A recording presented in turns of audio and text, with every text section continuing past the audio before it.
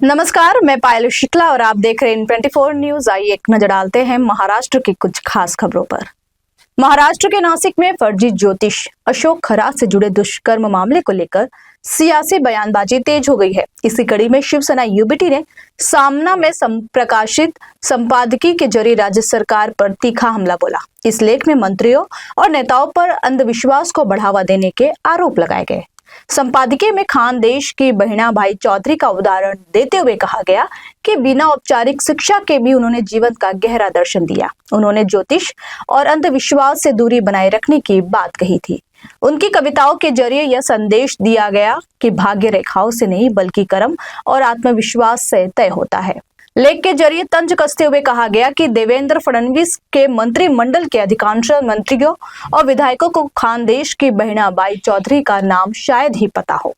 लेख में कहा गया कि अशोक खरात नामक कथित राज ज्योतिषी ने ज्योतिष और तंत्र मंत्र के नाम पर कई महिलाओं का शोषण किया। खरात को अब उसके कारनामों के चलते गिरफ्तार किया गया। कार्रवाई अगर समय पर हुई होती तो कई महिलाओं की आबरू बच जाती। लेख में निशाना साधते हुए कहा गया, राज्य मंत्रिमंडल के प्रभावशाली लोग खरात के दरबार में हाजिरी लगा रहे थे। इसमें मुख्यमंत्री, उप मुख्यमंत्री, राज्य महिला आयोग की अध्यक्षा उसमें शामिल है। देश के गृह मंत्री अमित शाह से लेकर सत्ता पक्ष के कई लोग अशोक खरात के प्रशंसक थे।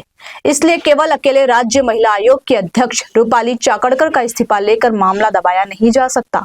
लेख में लिखा गया कि आसाराम एक समय में बीजेपी और कई राजनेताओं का सदगुरु था। बड़े बड़े नेता उनके चरणों में लीन हो गए थे। आगे उस आसाराम का क्या हुआ, यह सबने देखा। वहीं राम रहीम के कारनामे उजागर होने के बावजूद इस बाबा को जेल से बार बार पैरोल पर छोड़ने का महान कार्य बीजेपी वाले कर रहे हैं। महाराष्ट्र का आधा मंत्रिमंडल पाखंड में लीन हो गया है। देश में अंधविश्वास को हिंदुत्व के नाम पर बढ़ावा दिया जा रहा है। जादू टोना, तंत्र मंत्र और कर्मकांड को राजनीतिक समर्थन मिलने के आरोप लगाए गए। अब बड़ा सवाल यह है कि क्या इस विवाद का असर आने वाले राजनीतिक समीकरणों पर पड़ेगा और क्या इस मुद्दे पर सियासी घमासान और तेज होगा। फिलहाल इस मामले पर सभी की नजरें टिकी हुई हैं।